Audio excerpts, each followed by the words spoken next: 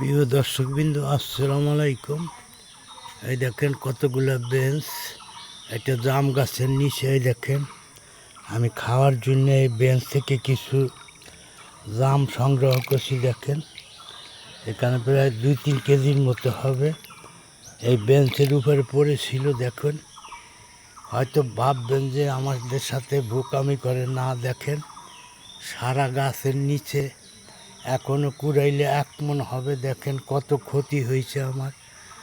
শুধু জাম আর জাম। দেখেন জাম গাছ, দেখেন কত বড়, বিশাল উঁচার উপরে এই যে জাম গাছ। আমি এই বেঞ্চ থেকে এগুলা দেখেন সংগ্রহ করছি, এখনও কালার পড়ে আছে।